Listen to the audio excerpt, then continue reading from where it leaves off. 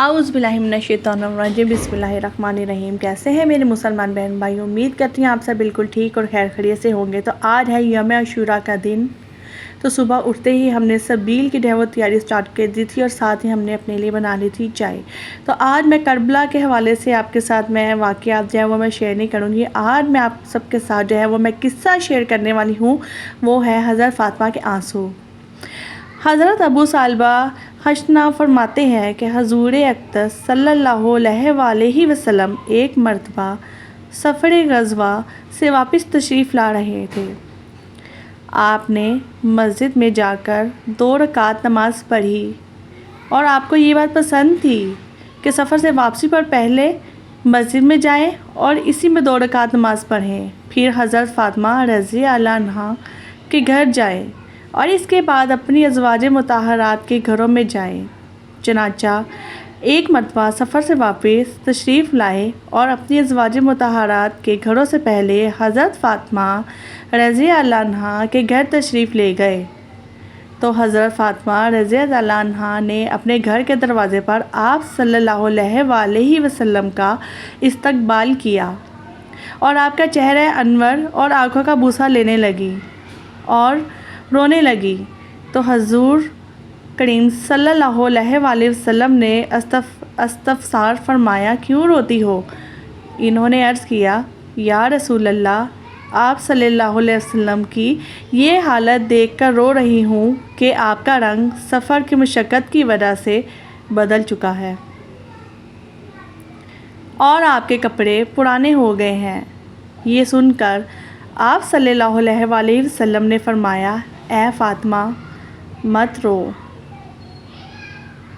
اے فاطمہ مت رو، اللہ نے تمہارے باپ کو ایسا دین دے کر بھیجا ہے جس کو اللہ روئے زمین کے ہر پکے گھر میں اور ہر کچے گھر میں، ہر ہرادانی خیمہ میں ضرور داخل کریں گے۔ جو اسلام میں داخل ہوں گے وہ عزت پائیں گے، جو داخل نہیں ہوں گے وہ ذلیل ہوں گے، اور دنیا کے جتنا حصے میں رات پہنچتی ہے اتنے حصے میں یہ دین بھی پہنچے گا۔ ساری دنیا میں ہم دین اپنا پہنچا کر ہی رہیں گے۔ تو یہ تھا قصہ حضرت فاطمہ کے آنسو کا۔ تو ایک اور میں آپ لوگوں سے جو ہے وہ میں قصہ واقعہ جو ہے وہ میں آپ لوگوں سے شیئر کرتی ہوں۔ یہ ہمارے نبی پاک صلی اللہ علیہ وآلہ وسلم کے حوالے سے جو ہے وہ واقعہ ہے۔ ایک عجیب فرشتے کا جو ہے وہ واقعہ ہے نبی پاک کا۔ نبی پاک صلی اللہ علیہ وآلہ وسلم نے جب اس فرشتے کو دیکھا کہ اس کے پر جلے ہوئے ہیں، یہ واقعہ جو ہے یہ ایک عجیب فرشتے کا ہے، اور نبی پاک کا جو ہے وہ نام میں نے بعد میں لینا تھا، کیونکہ نبی پاک صلی اللہ علیہ وآلہ وسلم نے ایک فرشتہ دیکھا کہ اس کے پر جلے ہوئے تھے۔ یہ دیکھ کر فرمایا، اے جبرائیل، اس فرشتے کو کیا ہوا؟ عرض کی، یا رسول اللہ، اس فرشتے کو اللہ تعالیٰ نے ایک شہر تباہ کرنے کے لیے بھیجا تھا۔ اس نے وہاں پہنچ کر ایک شیر خواہ بچے کو دیکھا تو اسے رحم آ گیا، یہ اسی طرح واپس آ گیا، تو اللہ تعالیٰ نے اسے یہ سزا دی ہے۔ یہ سن کر حبیب خدا صلی اللہ علیہ وآلہ وسلم نے فرمایا، جبرائیل، کیا اس کی توبہ قبول ہو سکتی ہے؟ جبرائیل علیہ السلام نے عرض کی، قرآن پاک میں موجود ہے، یعنی جو توبہ کریں میں اسے بخش دیتا ہوں۔ یہ سن کر سید دو عالم صلی اللہ علیہ وآلہ وسلم نے دربار الہی میں عرض کی، یا اللہ، اس پر رحمت فرما، اس کی توبہ قبول فرما۔ اللہ تعالیٰ نے فرمایا، اس کی توبہ یہ ہے کہ آپ صلی اللہ علیہ وآلہ وسلم پر 10 بار درود پاک پڑھے۔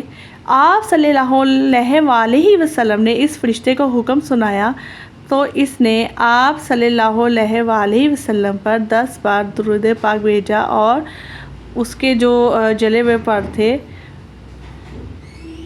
وہ جو ہے وہ اللہ تعالیٰ نے جو اس کو سزا دی تھی وہ ختم ہو گئے تھے، اور پھر جو ہے